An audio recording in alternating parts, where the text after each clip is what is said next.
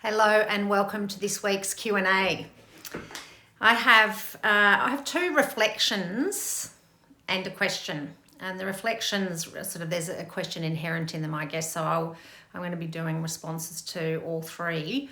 So it's quite a bit to get through. So without further ado, I shall read the first reflection. This is in relation to the mini session about thoughts. Thoughts are one of my main bugbears. I tend to hold a grudge for any wrongdoing that may come my way, frequently wishing I had said something different in certain situations or feeling hurt, unjustified, and therefore holding a grudge, not letting my mind free from the event, and on it goes, that bloody thought over and over again. Thanks for this reflection. I love it, and I'm sure we all echo this experience of, first of all, having the bloody thought going over and over again, looping thoughts that are tied into our traits and tendencies, our protective traits particularly.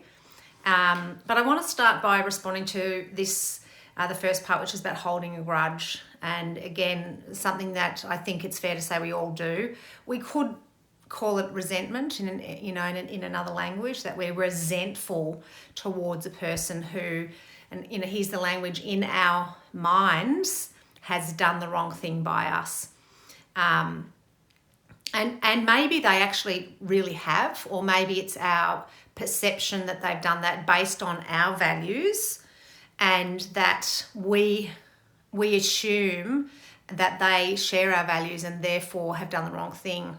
So the clue in there is balanced view. Remember the mini session, that when I think about the other person's values and I really tap into what I understand about them, I can understand why they did or said that thing, because they don't have exactly the right, don't share exactly the same values as I do.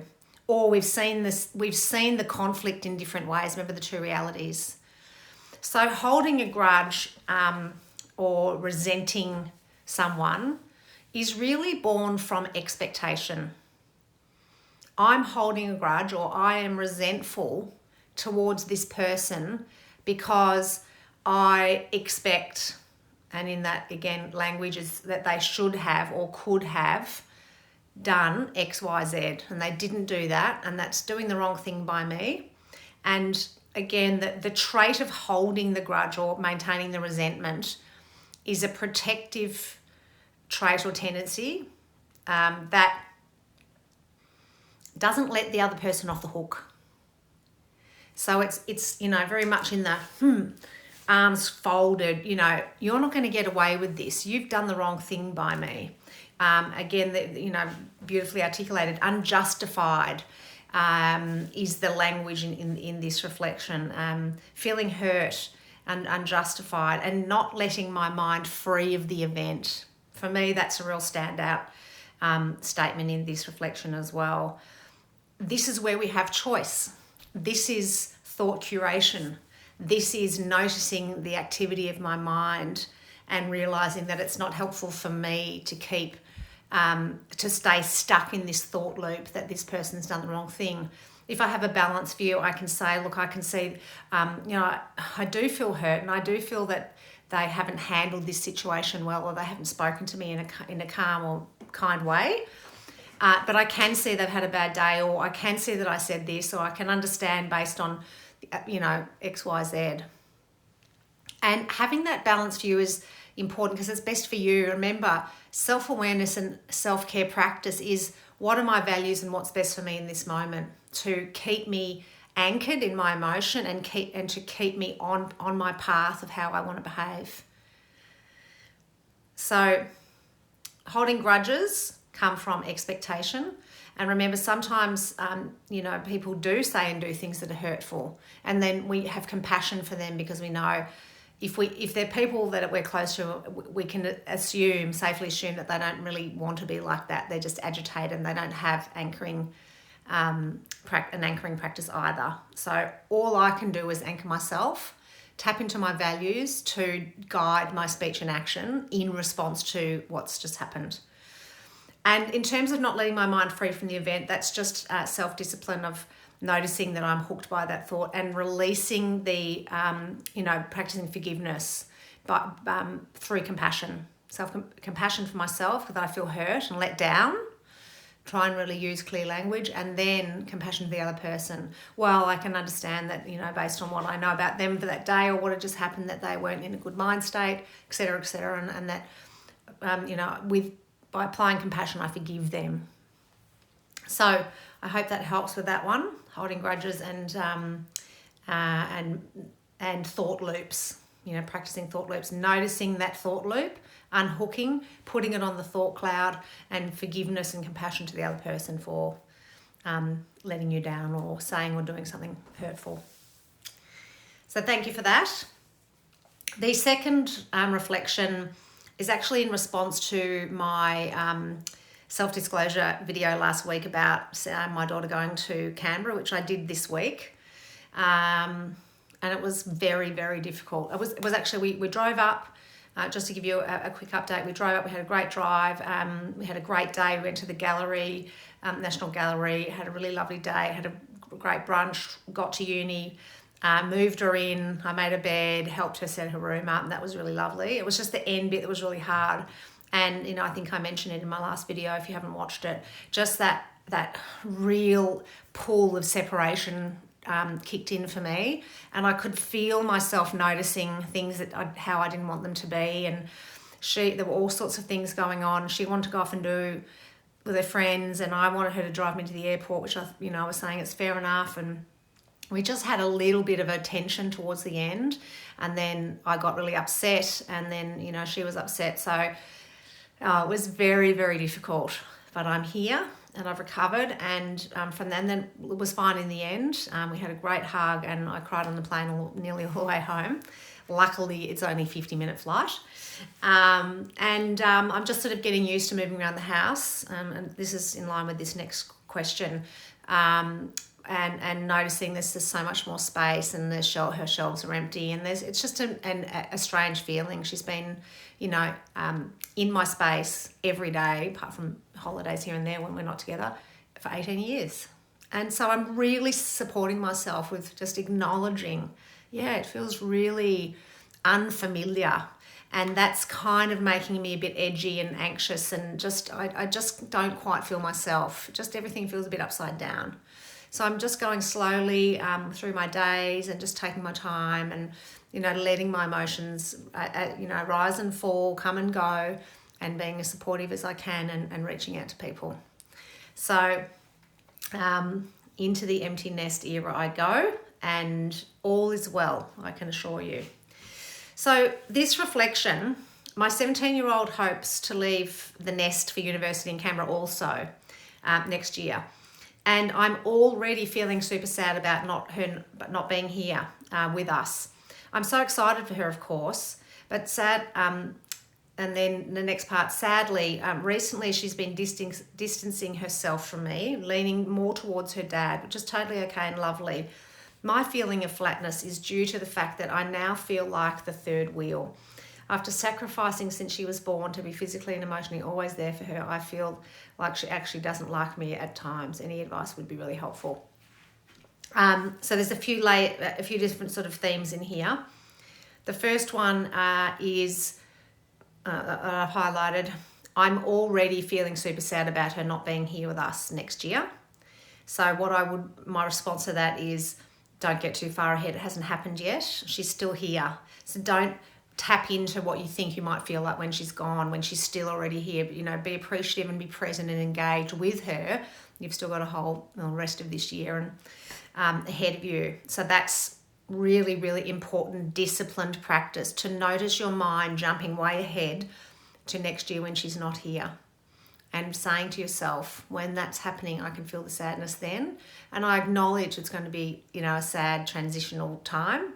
But also, as you say, it's going to be fantastic for her. And I'm going to really be aware that I practice balancing this for myself between now and then and as it happens. So there's a real statement of self-trust in there. Remember our self-trust mantra.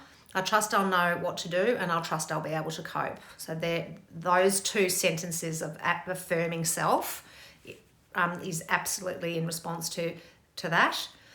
The next part is, sadly, recently she's been distancing herself from me, leaning toward her dad, which is totally fine and lovely. My feeling of flatness is due to the fact that I now feel like I'm the third wheel. So,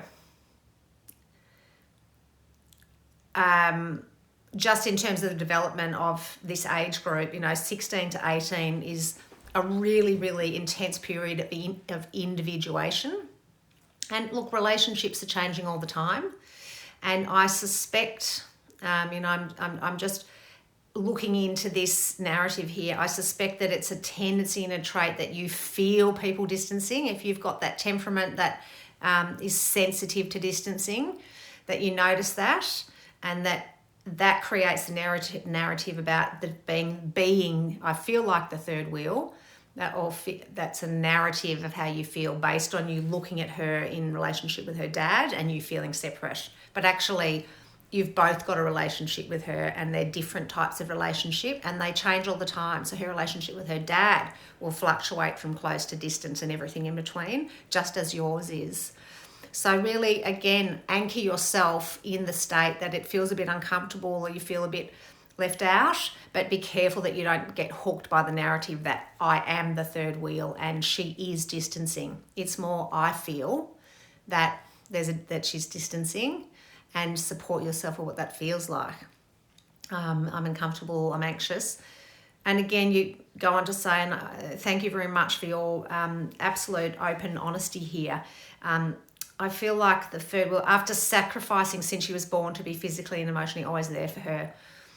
I love that you've written this, and not enough, to be inclusive with all the dads, but not enough parents. But I'm going to say not enough mums acknowledge this feeling. And I have to say that's very much a part of what I've been noticing my mind and my experience of my daughter going away is, wow, after 18 years of investing in her development, it just sort of feels like there's nothing there. But of course there is. She's just not here. And I'm very careful with myself, with my thoughts about this, to not become resentful, aka the last reflection about holding grudges. I'm parenting. I have and will continue to parent my daughter in line with my values of how I wanted to parent and the sort of child I wanted to, the disposition and capacity of her development has been very important to me. And I'm really proud of who she's become. And I just have to practice non-attachment. She's separate to me. She's welcome to go and live her life as she wishes. And if she chooses not to have much contact with me, all I can do is say, I'd like a bit more, and let her know and continue to feed back, which is in line with this, I feel like she doesn't like me and she's distancing. All you can do is really gently to say, let's go off and do something together, and instigate a bit more contact and connection based on where she's at. So you're not going to try and get too much out of her, but it's balancing her individuation and your needs as a mum clinging to her as a child.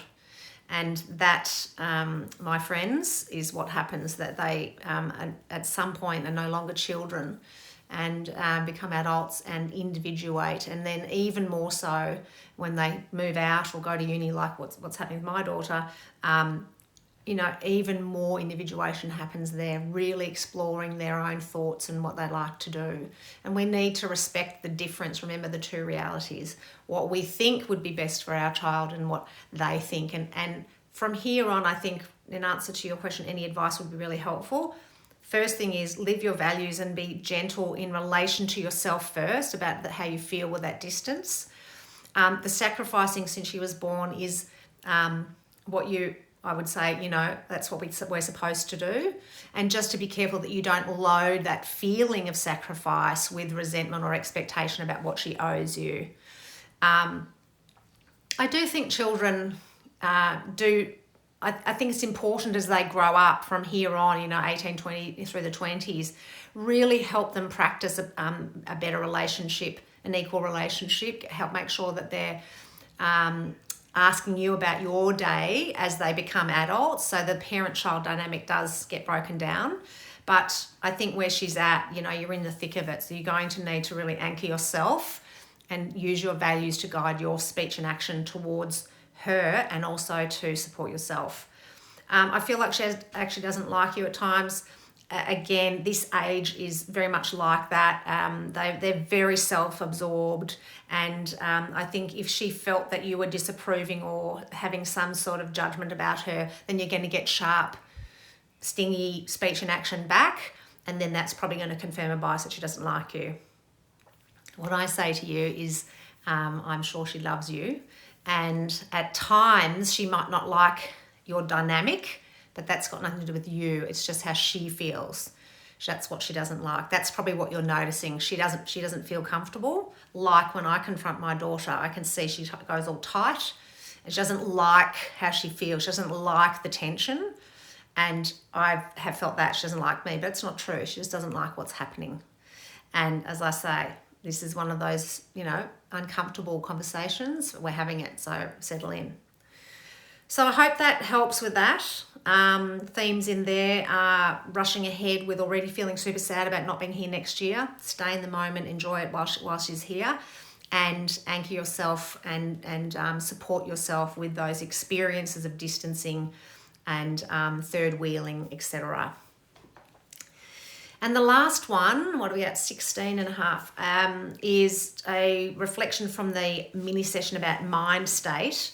It had some points in there that were more about this person's current situation. So I've just really grabbed a question and I've slightly altered the question to this person. It was how can one be? So I've just changed it, how can I be? How can I be more mindful? And I think she's referring to how can I practice more calm mind state when my partner is acting in direct contradiction of a core value or belief. Is it even possible? Really great question. I'll say it again. So how can I be more mindful, which I think she is trying to say, how can I practice calm mind state when my partner is acting in direct contradiction of a core value belief? Is it even possible? Yes, it is. Because when you're practicing calm mind state and balanced view, that's how it's possible. Because what you're saying here is that your partner is acting in direct contradiction to one of your core values in the moment. And what I'm imagining is this is in any kind of state of conflict, and I am aware of this situation, just repairing from recent events or whatever's been happening, that remember this choppy state. If the other person's in a state of defense and ready to fight, flight, or flee or fawn, then they're going to have some reactive speech and action that is in contradiction to your core values.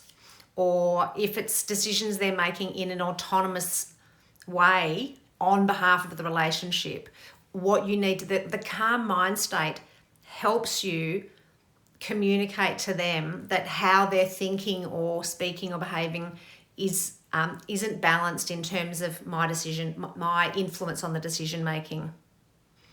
I'm not making it very clear. How can I be more mindful when my partner's acting in direct comment?